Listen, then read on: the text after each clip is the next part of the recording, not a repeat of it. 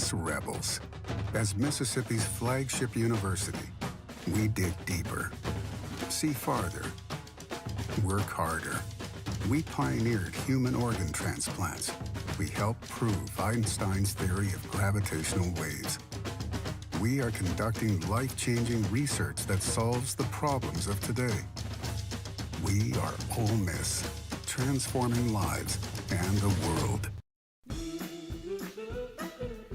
Welcome to the POMcast with Stephen Willis. Now we're going to do things a little different. We are going to provide an honest look at Ole Miss athletics for the fan, by the fan, and of the fan. That is what we do. Hell be to me. I'm just kidding. Tune in for some Ole Miss sports news. We're going to give it to you straight. Yeah, right now. The POMcast starts now. It happens now. Holy cow. Listen to me. It's starting. Well, it's going to start right about now. Good morning, good morning, good morning. Welcome to the POMcast right here on Positively Ole Miss. Pretty great day. It's a great Wednesday. It's a great way to handle things. Everything's going on. Today's show, we're going to talk about an expansion update. Today is kind of the day off for expansion. With yesterday, Texas applying, the SEC commissioners and chancellors and presidents meeting tomorrow, and the Board of Regents on Friday. But we wanted to touch expansion anyway. We have Kyle Carpenter from the Longhorn Republic coming in, going to talk about their perspective of what's going on when it comes to POMcast related stuff. So it's going to be really exciting, and I just can't wait. I just literally can't wait to see what's going on. So before we get started, I do want to tell you about Travel and Cruise World. That is, the number is 1-800-330-7461. Again, that is Travel and Cruise World, 1-800-330-7461. Basically, and with all this Delta variant and everything going around with COVID, it's hard to plan a vacation. So if you're going to Central Florida, if you're going to Disney, if you're going to the other attractions, these guys are like a local. They're on the ground. They know real time when change happens. They can help you out. So give Scott a call. Tell him I sent you on 1-800-330-7461, travelandcruiseworld.com. So on the expansion front, like I said, not a lot is happening today. And we're gonna get to where we're watching in just a second. Not a lot is happening today. We're going to listen to a perspective from Kyle Carpenter. He's going to tell us about what's going on the Texas side of things from Longhorn Republic in the second segment of the show. The first segment is going to be an update of this. It's going to be a description of kind of what we're doing. So,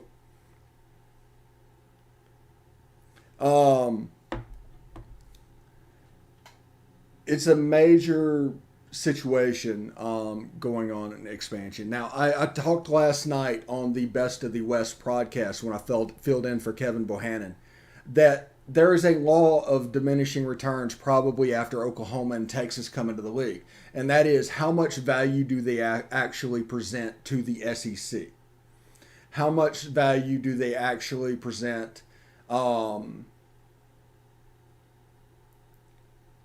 to the future of any league? Well, if you go past 16 and get to the point, it's kind of maxed out, that brand. All that's going to do after that is cut into the already cut into numbers. But, with Texas and Oklahoma, that's going to offset that a little bit.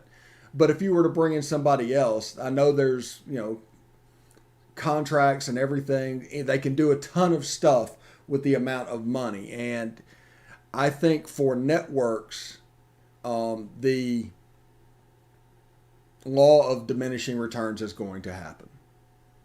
I think that the SEC is going to get to sit out the rest of this conference realignment. We can just enjoy the show that goes on. You hear rumors of the Pac-12 and Big 10 merging, the Big 12 and the Pac-12 merging. There's even a rumor coming across from Jay Billis of the ACC and the SEC merging.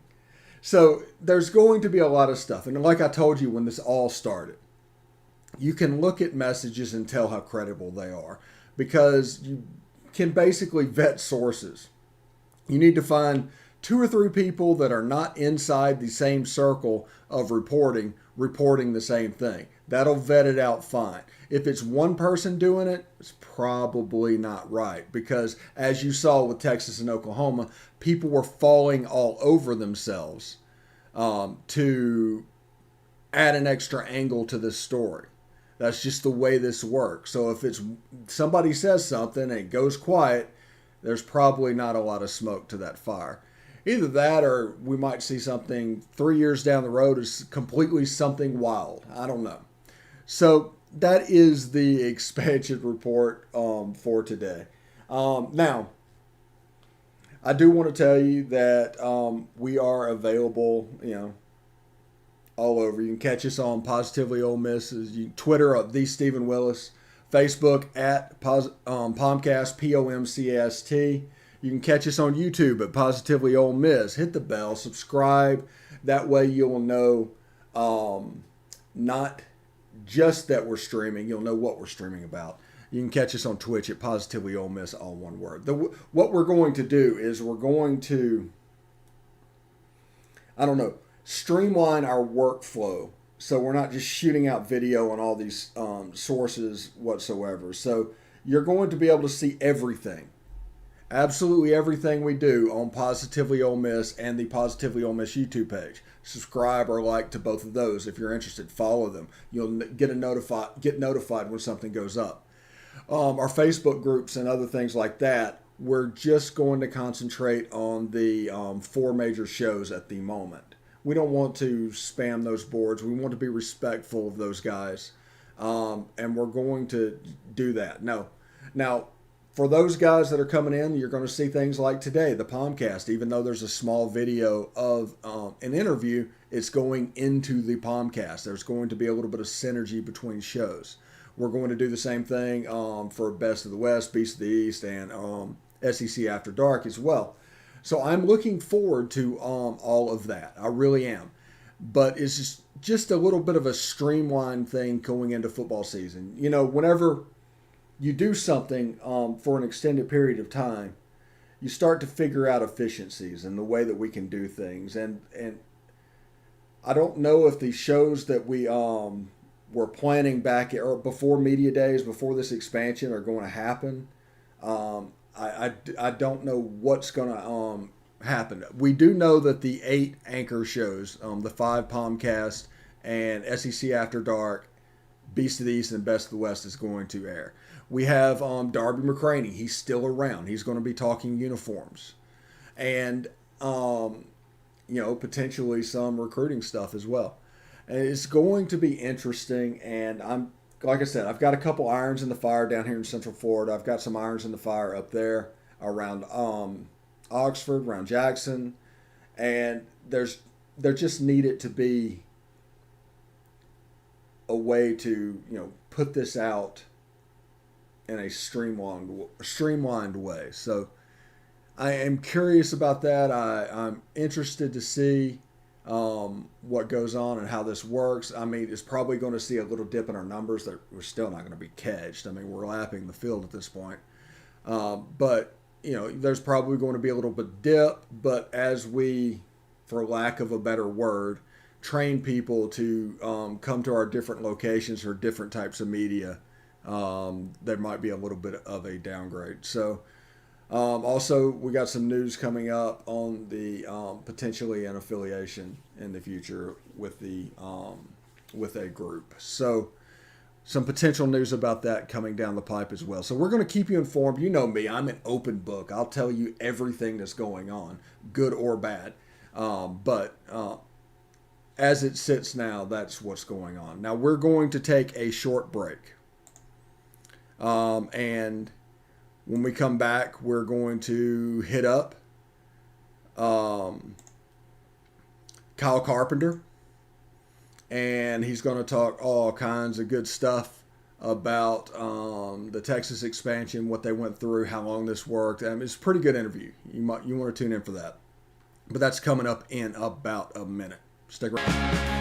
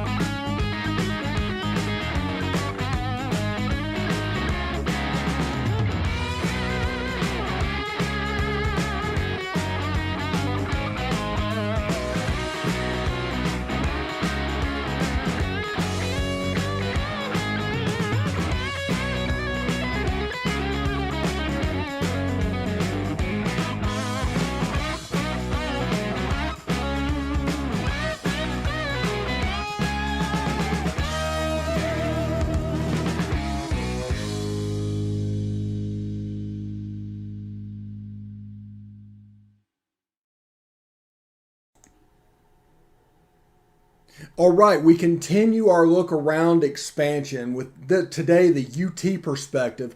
Kyle Carpenter from Longhorn Republic comes in, is going to tell us all this stuff and give us the Texas perspective on the expansion. How you doing, Kyle? I'm doing wonderful. Thanks for having me on. Oh, no problem. Let's go back in time a little bit first. We were just talking about this a little bit off air, but the Texas flirtation with the Pac-10 back in 2010, and how close did that actually come to happening, and anything that come out of that would be relevant to an SEC fan right now?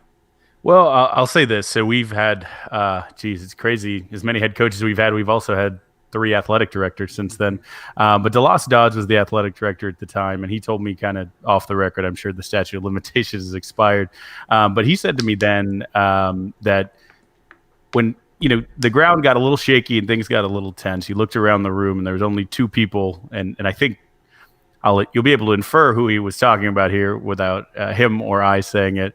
There was only 2 people in the room who kept their wits about him, and it was OU was the other one who felt like had calm heads. Basically, what DeLoss told me was that wherever they went, it would be a package deal.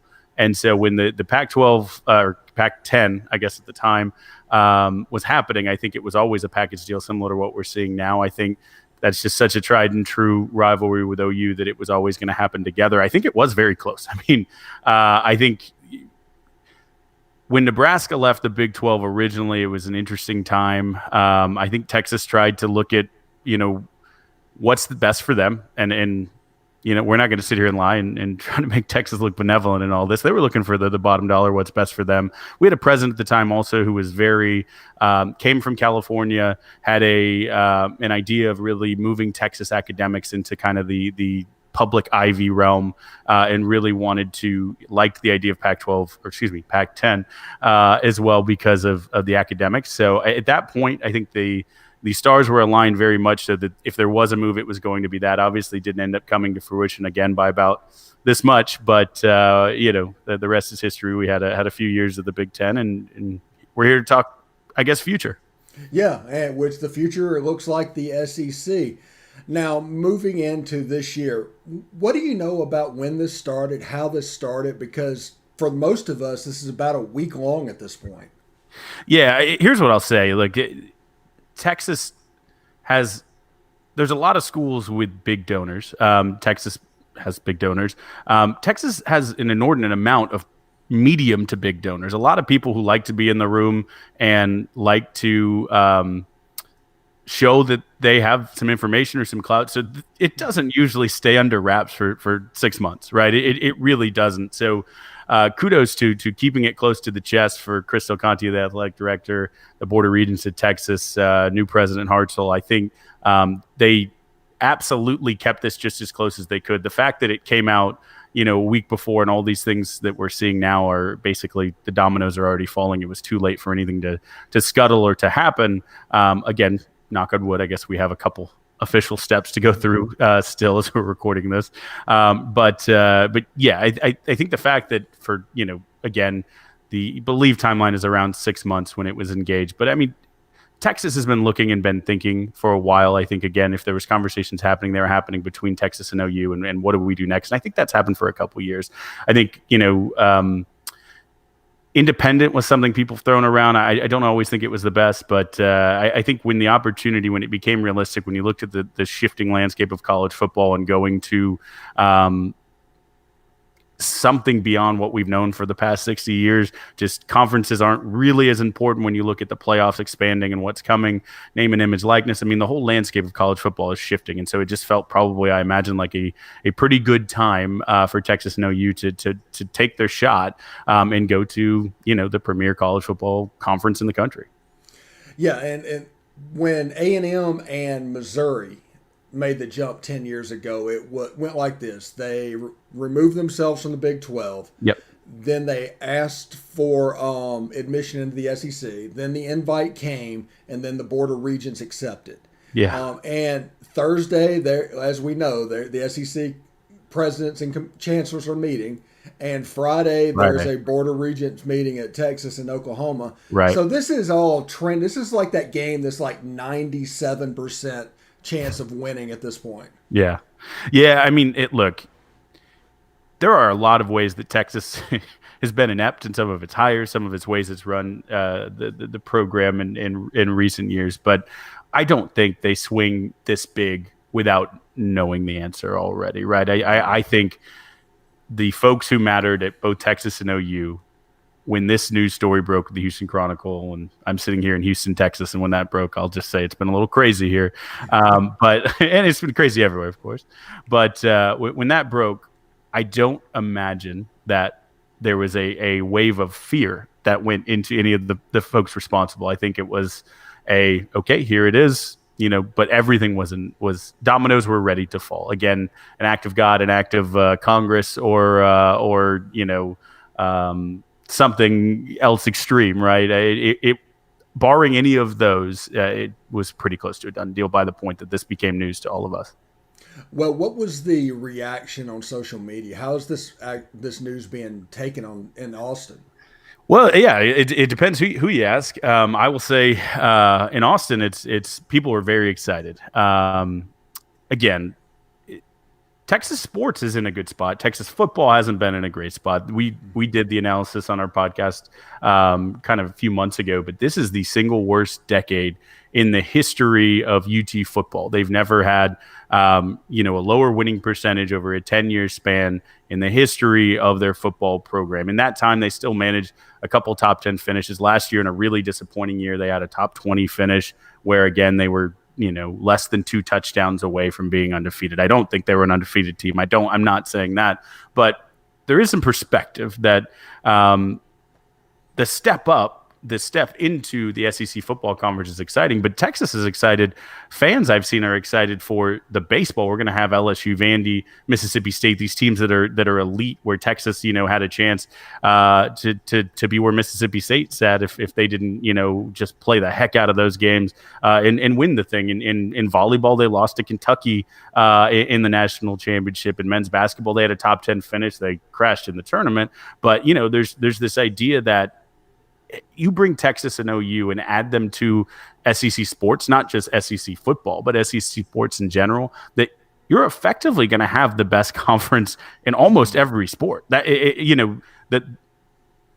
it has to be assumed that Texas football is going to continue on the trajectory. SEC can only help the brand, the recruiting, and hopefully Coach Sarkisian is able to bring the know-how and take that next step up. But I think there's overall enthusiasm. You might see the occasional person who maybe is a little scared, just because, again, if you're a new fan and you've only lived through the past 10 years, it hadn't been great to beat Texas. You haven't had a lot of 10-win seasons, which is the standard, I think. So other than them, I would say 90 some odd % are overwhelmingly excited to play the best teams, to be in the best conference, and just to have this new exciting thing. It's I'll tell you, no offense to the folks in Ames, Manhattan, Kansas, or out in West Virginia, those aren't necessarily road trips that a bunch of people are taking, right? Getting to LSU, A&M, obviously, Arkansas is a lot easier for the folks from Texas. Driving down Interstate 10, getting to a bunch of the schools, Mississippi all the way to Florida, is a little bit easier than getting to Ames, Iowa. Trust me. So I think people are excited. This actually feels very natural. Yeah, and I believe, just a little bit of shade, but I believe Ole Miss is going to leave with the highest winning percentage ever on the Longhorn Network.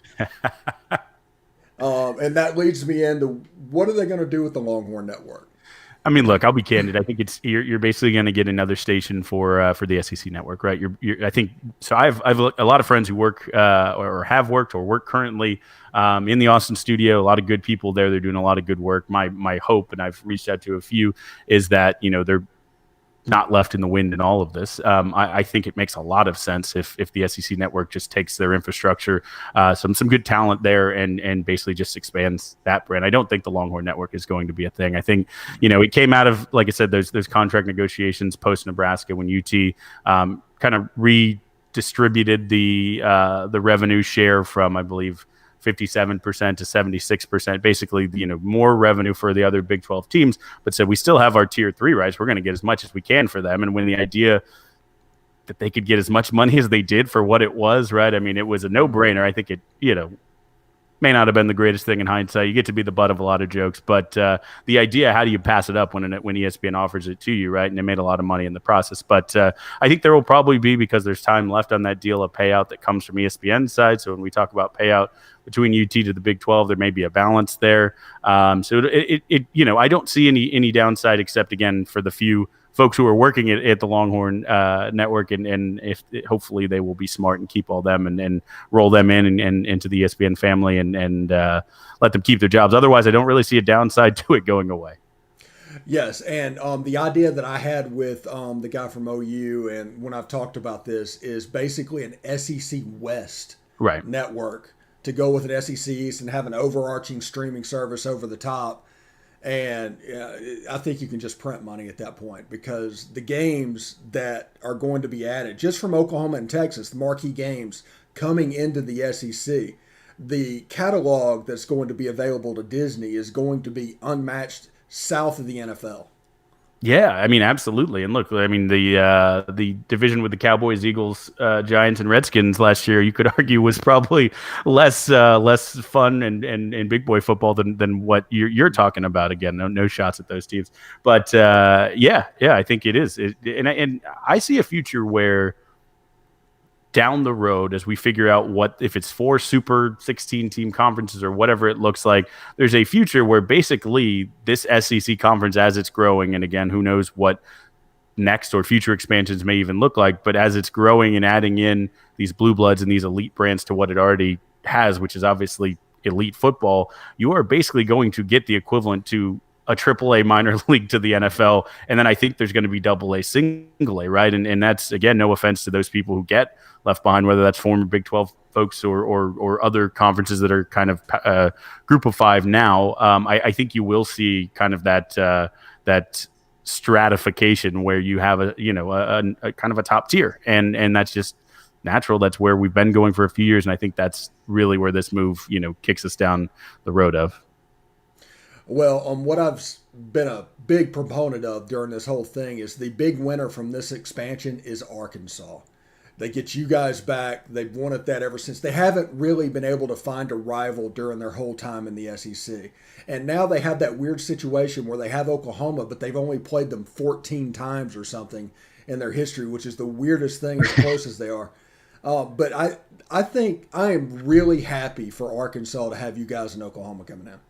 Yeah, it feels like Oklahoma Arkansas should be a bigger rivalry, but like I said, wasn't an intentional shot at historic rivals Arkansas. When I mentioned the SEC baseball and didn't mention them, mea culpa. They are an elite baseball program for sure. I'm not here to take shots and talk about the fact that they haven't ever won a national championship, but that's not what I'm here to do. But they are truly an elite program in baseball. So that rivalry right there has already had some fire. We've played the last couple of years, and we've played in football a couple times, and we're playing this year in football. And we had Arkansas folks on our podcast doing a preview for that. And as a younger guy in the younger generation, I kind of worried when I asked where do you put Texas on your kind of biggest rivals? And I was surprised because I think the older generation of fans absolutely holds on to that really tightly. And I think even more so for Arkansas than older Texas fans. But I think because they're playing, you're going to see that renewed all the way top to bottom. And that's not a bad thing. We actually said kind of jokingly, if we needed to go to a 12-team Big 12, we joked on the podcast, we would gladly take Arkansas in the Big 12. I like this arrangement way better of us coming into here. But yeah, I agree. I think that'll be fun. I think there's some good old-fashioned hate there and between the two. And it'll be, proximity, it makes sense. And again, the history is obviously there. Yeah, and who do you think, looking into the SEC, who's your unintentional rival that's going to develop? That team that you're not thinking about, you're not expecting right now, but just something weird happens, it turns into a weird game, and it just becomes a thing.